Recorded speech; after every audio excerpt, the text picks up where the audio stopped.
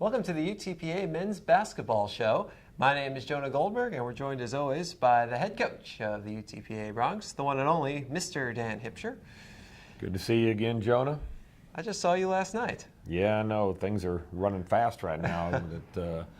6 games, 9 days. We got a lot going on. When do you find time to sleep in a stretch like this? Not a whole lot.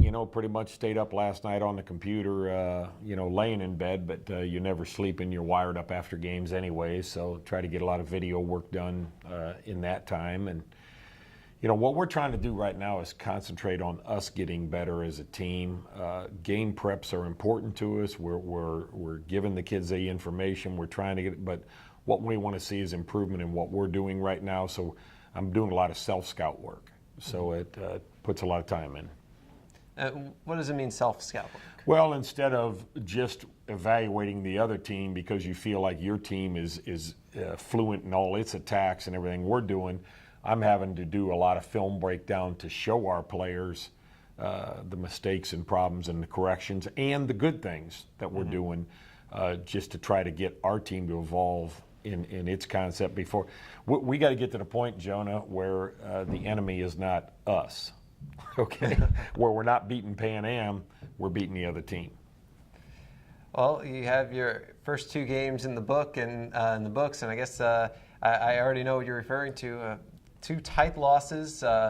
77-73 to Sam Houston State, 77-65 to Houston. And the Houston score, it doesn't sound close. It was close. It was a 6-point game with a couple of minutes left. It was a tie game with, I think, 9 minutes left, and the Bronx had the lead midway through the second half as well. So 2 incredibly tight games to open the season, and just, one bounce of the ball here, one bounce of the ball there, and you could be 2-0. Well, games are typically at the college level anymore. I know there are some blowouts involved and sometimes where you don't have a chance, but there is a lot of games that come down to 1, 2, 3 possessions, and we haven't been able to finish those out yet. And maybe we're causing ourselves enough problems throughout the game that maybe it wouldn't come down to 1 or 2 possessions if we had done a better job earlier. One thing that I have noticed about your team that it really has impressed me is that when you get down, the team has come back both times. Against Sam Houston State, went down 14 in the second half. Against Houston, went down 12 in the first half.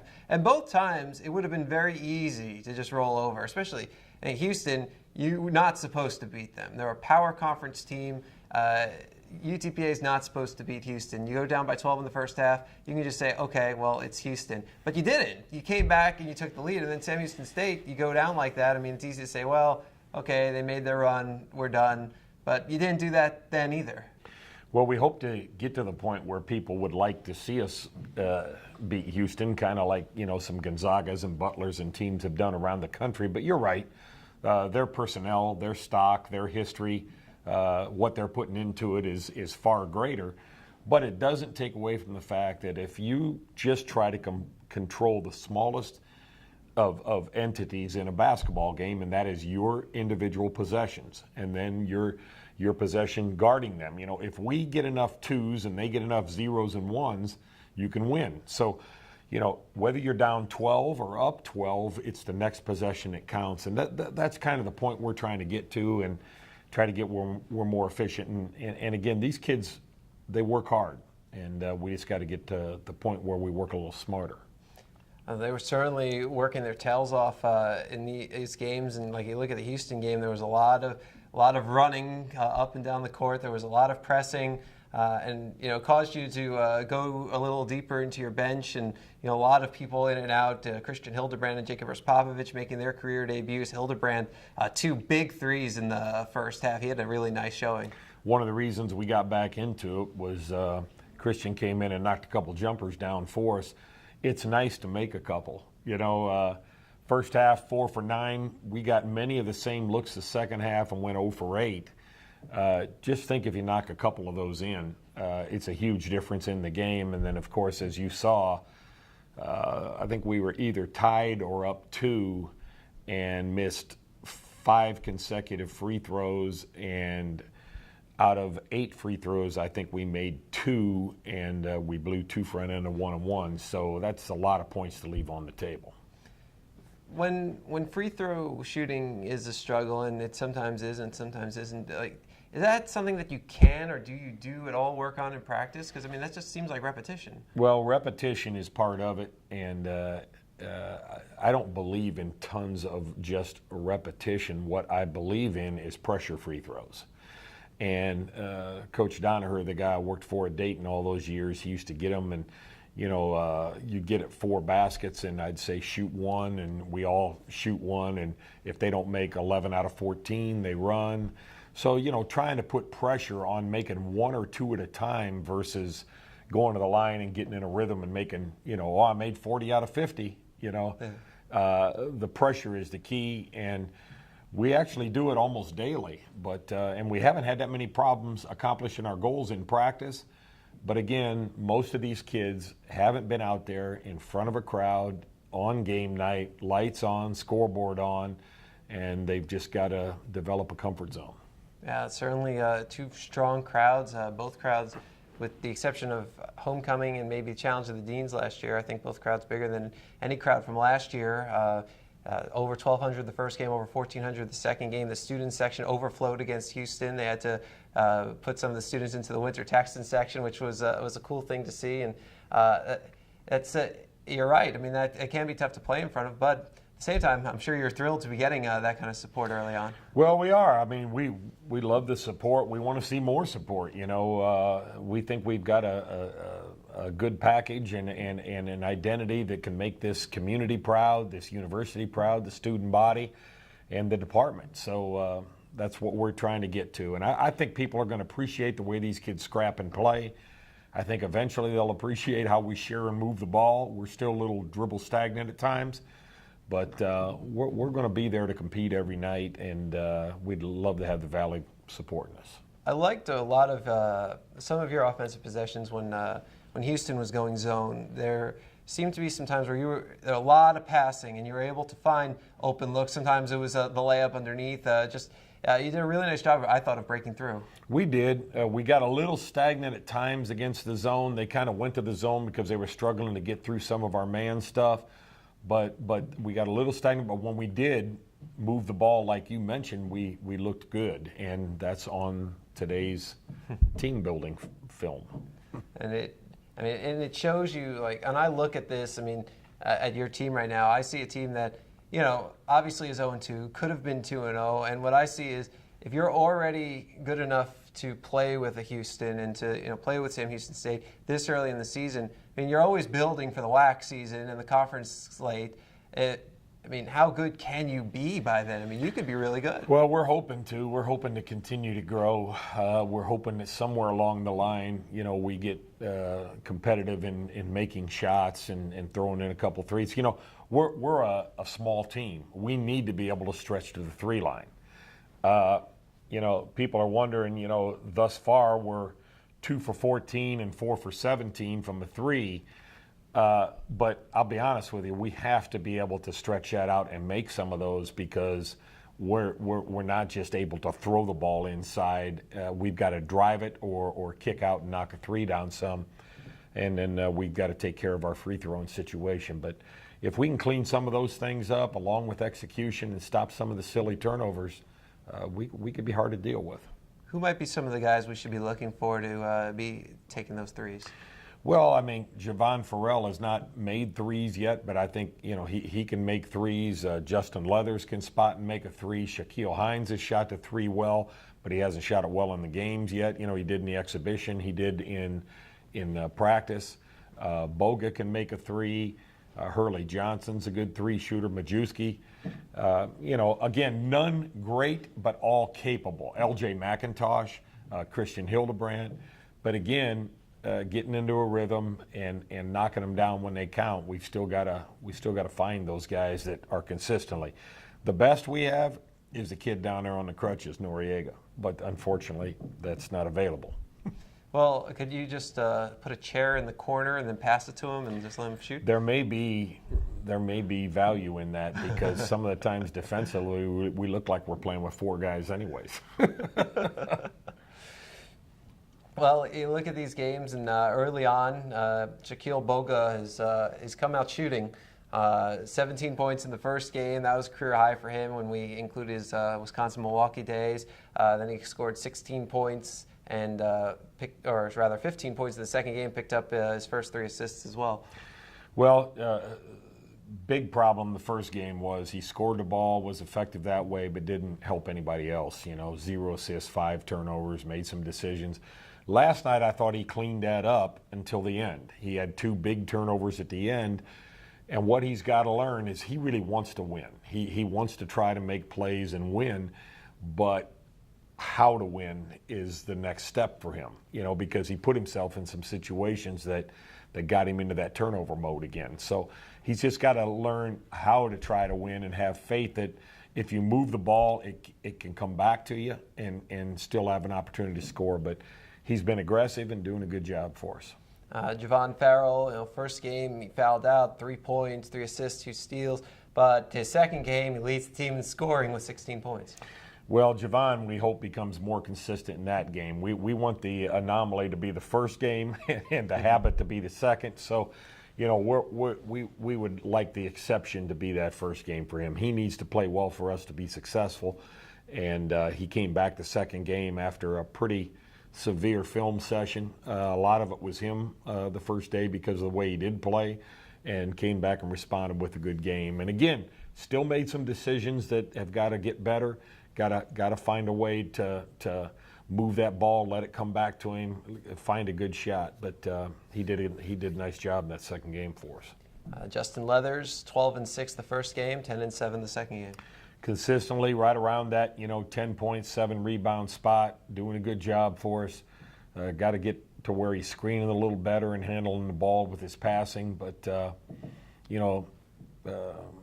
he's done a good job throughout the year. That's what he is. Shaquille Hines into a starting role this year. He started 2 games as a freshman, 10-7 career highs in his first game. Then in the second game, 6 points but another 7 rebounds as he cleans up there. Well, again, struggling, to be honest. He needs to play better. He's a better player than he has played the last couple games. He's got to provide some offense, knock down some shots for us. And but boy, he has been consistent, and I've been happy with him as he's rebounding the basketball for us. 7 rebounds, I think, in the first 2 games apiece, and if he can stay there and consistently rebound the ball, that's very important for us. You've had 2 different starting centers in the first 2 games. Josh Cleveland on Friday, Lauri Toivonen on Monday. What are you looking for in your starting center? Well, some consistency and a little bit of both. Latte's probably a better executor offensively, passing the ball, doing some things. But Josh is a better rebounder and shot blocker and kind of put-back guy around the rim. So a little bit of that was discipline, and a little bit of that was just the choice of who we needed to start in the game. But they're both. Again, they are what they are. I would like to see Latte become more of an offensive player. He knows how to play. He can make a shot. He just doesn't have that confidence yet to go ahead and play offensively the way I think he can. We can get more out of him. Christian Hildebrandt didn't play the first day, but he comes in the second day, sees 12 minutes. He hit those 2 threes. Then he saw some action in the second half as well. Do you think he might have a bigger role going forward? Yeah, I mean, we're looking for another forward that can go out there and space for us and knock some shots down and guard a little bit too. I think he can do all of them. He's not an exceptional athlete, but he's got a really good mind for the game. He knows how to get himself open. He knows how to pass the ball. He understands it. I thought between he and Dantzler, we got good minutes on the wing last night. And maybe JD could even slide out the guard spot and help us a little bit at the 2 sometimes, because we're a little bit thin at the guard spot right now. Yeah, Dantzler did a nice job of he drew a 3-point play, and although he missed the free throw, that started a run that brought you back from 17-21 to tie it. And then he also, after a steal, he was the one who fed Josh Cleveland on his alley-oop. That again was part of that run, so he's been doing a pretty good job too. Well, exactly. I've been told we have more dunks in a couple games than we've had in quite a while, even though it's only been a few. But that was an explosive play right there by Josh, and he's that kind of an athlete. But yeah, Jamal came in and made a couple good plays on putbacks, and unfortunately picked up 2 fouls faster. He'd have probably played a lot more. Now, during the game, you come back, you tie it, you take the lead in the second half. What's going through your mind while that's happening? Are you starting to think about how this game could turn out, or is it still next possession? Be honest. Well, I mean, you're trying to coach the next possession, really. You're trying to coach without looking too much at the scoreboard, and then really you're trying to read within your team in these kind of tight situations where you do have an opportunity to win, who really wants to step forward and make the plays, because that's the person you need to be inclined to play through when the conference season comes around in crucial situations. So we're still trying to evaluate that, because we've gotten to the point where we have that opportunity, but then we haven't found that go-to yet, that playmaker that's quite getting it done for us. Now, my big question is, it was somewhere in the first 10 minutes of the second half, you were trying to yell out a play, you ended up calling timeout. While you were yelling this play, you sounded incredibly hoarse, and of course it was also loud in the arena. So was the timeout because you wanted to set up the play, or because you weren't sure that anybody could hear you anymore? One of the problems was that we're not getting good echoing throughout our team and understanding of what play we're trying to get into, and it's frustrating when you as a coach call it out and the other kids aren't talking to each other out there on the floor. And Shaquille Boga has to get better at that. If he's got the ball in his hands, he's got to make sure we're in what we need to be in, and guys are going to the right spots. I'm trying to direct it from the sideline, but we've got to get other guys. After a while, we have a couple of guys that struggle of where they're supposed to be and when they're supposed to be there.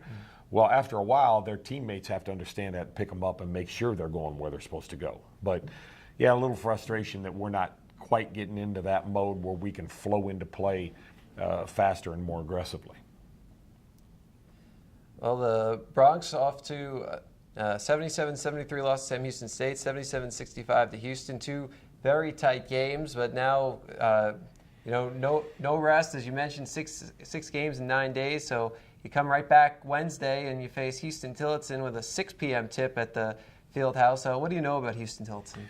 Well, they have a new coach. They're a brand new system. We got to see them on film one time. They played up at Corpus Christi as part of the tournament.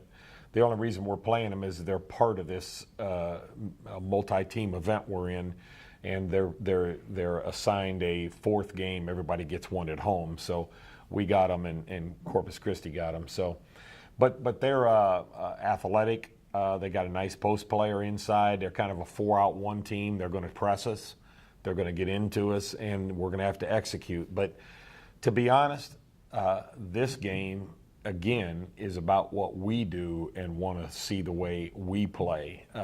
We could win the game by 20, and I not be very happy if we're not doing it the way we need to play to be successful against the better teams. Well, because it's another quick turnaround. You get on the bus on Thursday, you go up to Corpus Christi, play Friday, Saturday, Sunday, Tennessee Tech, IPFW, Texas A&M, Corpus Christi.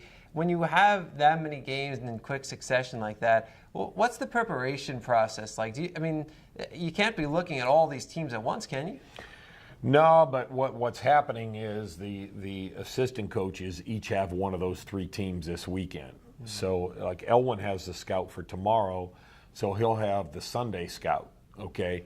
And then Andy and Cody will have a scout. So while I'm watching the next team for a day, they're watching them for 4 or 5 days before and getting it prepped so that it's kind of ready for me to watch. And that's how that's handled. And that means no sleep between games for me.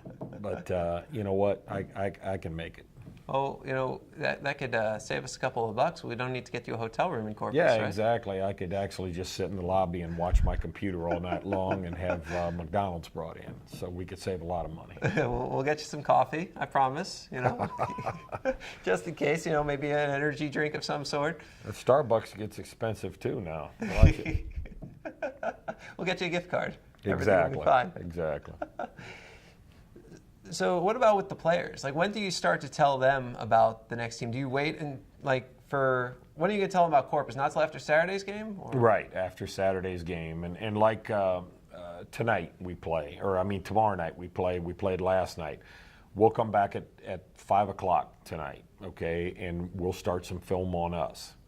And then, when we get done with that, we may introduce their personnel to our team, then go out on the floor for about an hour, maybe walk through some things, do a little shooting, no contact, and then come in tomorrow morning, show them their offensive game, come back for shoot around, maybe show how they play their defense with another video, and then, play. But it's a quick turnaround. I think we play at 6 p.m. For all the fans. It's an early game. So yeah, 6 p.m. at home, and then Friday it's at 5, then 3 o'clock on Saturday, 3:30 on Sunday, just for fun. So again, these turnarounds are fast.